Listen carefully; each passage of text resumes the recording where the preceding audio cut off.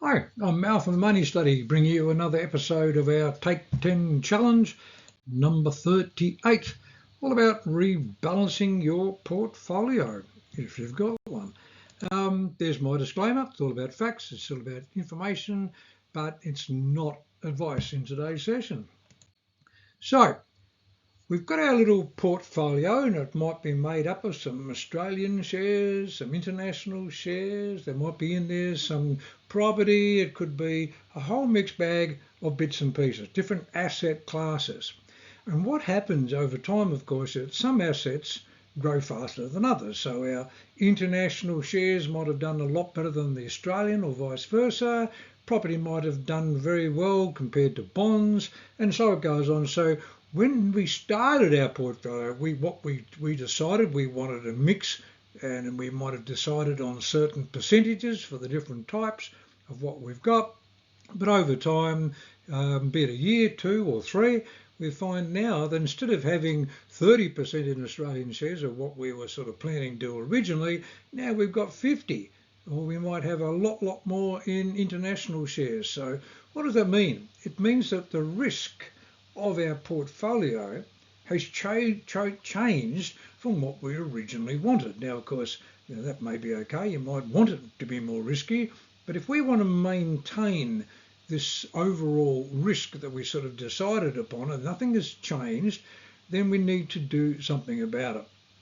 So it literally comes down to looking at what the new percentages are of our different assets and perhaps readjusting it, rebalancing it back to what we actually want. So every year or so, we could sell down some of the investment of the ones that are now too big. So let's imagine that our Australian shares have gone from 30% to 50%. Then we could sell down that extra 20% that we've grown by to then turn around and buy some of the ones that as an overall percentage maybe less. Now that doesn't mean the other ones have gone down, just means the other ones have grown so much faster as a percentage wise we've got it all out of whack. So we could sell down some of our ones that have made all this money to literally buy more of the ones that haven't grown as well. Now, of course, some people are reluctant to do this because they're saying, well, gosh, if these ones have been making so much money, why on earth would I get rid of those to buy the ones that haven't been doing so well? So then it comes down to a decision that you've got to make. Are you happy to see your portfolio with a lot more shares? Because that's generally the ones that are going to take off. The other ones that have got the greatest potential for growth. Are you happy now to see your shares being a larger percentage of your portfolio or not? Now, if you are, okay, you can say, okay. But what you've got to understand, of course, is these assets go in cycles. So at some point, international shares will do better than Australia. At the other point, bonds will do better than shares, or property will outdo them all, and so it goes on. And so do we really know what is going to happen going forward? Do we believe that if our shares have just gone up strongly for 2 years, that that's going to keep on happening? Things change. So things change. So it always comes down to looking at not just the reward, it always comes down to our risk as well. If we're taking on a higher risk, are you prepared to take on that higher risk, or would you rather bring it back to something a little bit more comfortable? And so we can adjust this thing. Now, of course, it doesn't mean we have to sell down. It could be that if we've got money now been building up in bank accounts or other money from somewhere else, that we could say, well, okay, perhaps I'll just buy more of those ones that haven't gone up as much, with the expectation that's possibly the next cycle that would be the ones that are going to go up. And therefore, I'll readjust my percentages in this particular portfolio. But of course, if you're looking at your overall portfolio, that money really that's coming from bank should have been part of your overall portfolio anyway. So it's just depending on, are you rebalancing a particular portfolio? So let's imagine your super fund. This is the one that most people sort of have a look at. And so in your super, if you're looking there and you're going, well, gosh, my shares have gone up. As a comparison, my bonds are now a smaller percentage.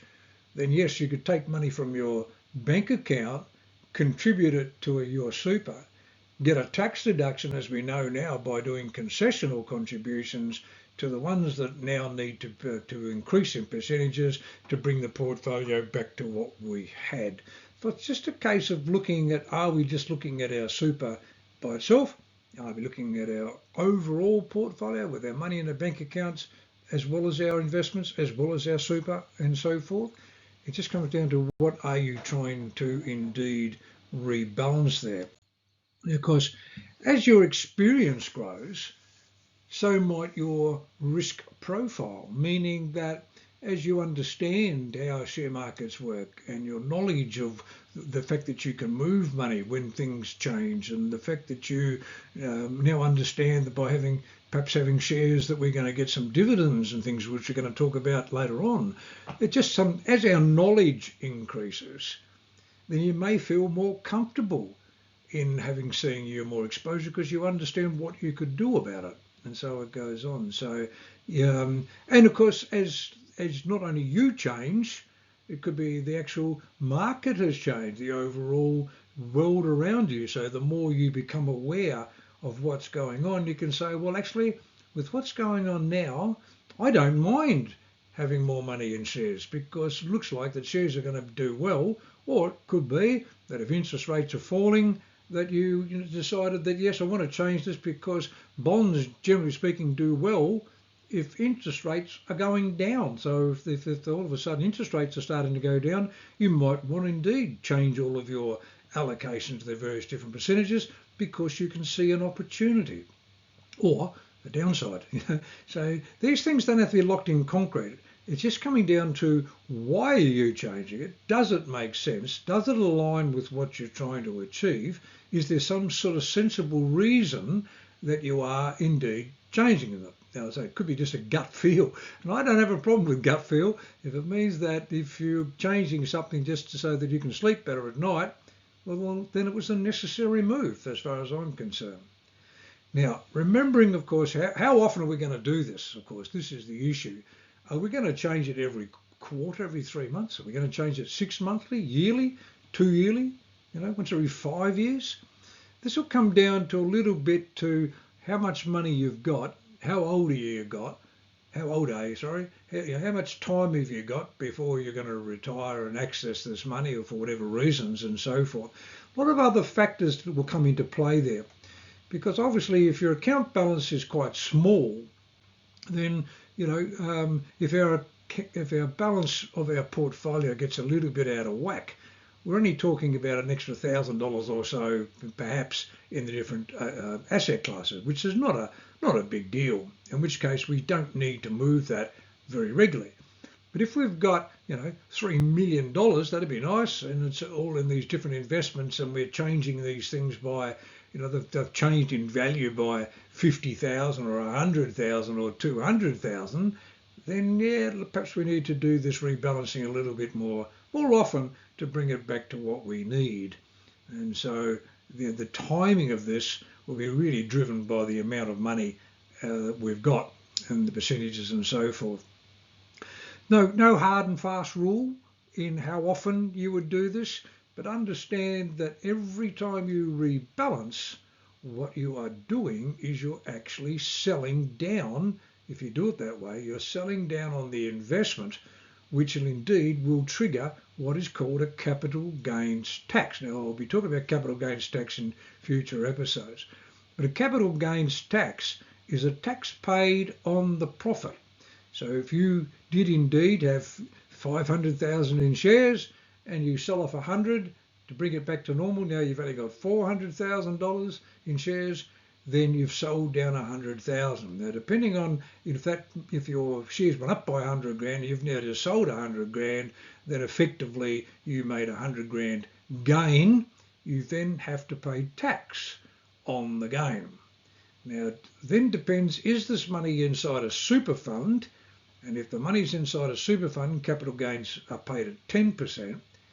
If it's in your own name, then they get taxed at your marginal rate, but they get halved if you've had the investment for longer than 12 months. So if you have money outside of super, generally speaking, we don't really normally rebalance within 12 months, because then we are triggering capital gains issues, and within a year, and there may not be this business of the reduction in the capital gains tax.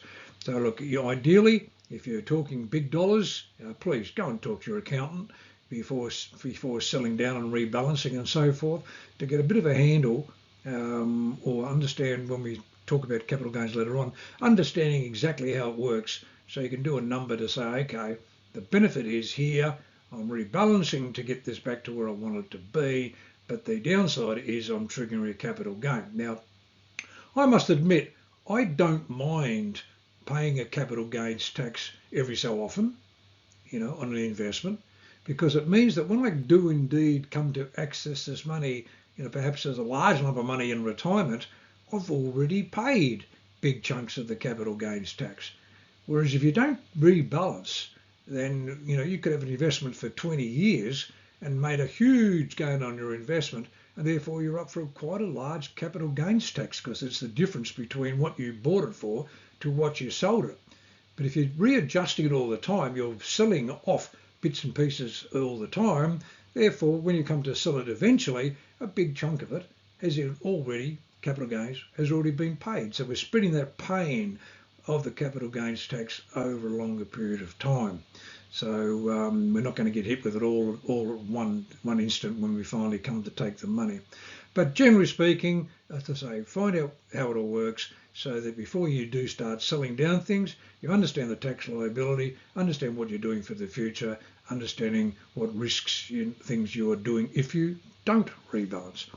We're here to help you understand a little bit more detail. Should you need, make an appointment through our website, or flick us an email there. Happy to help going forward.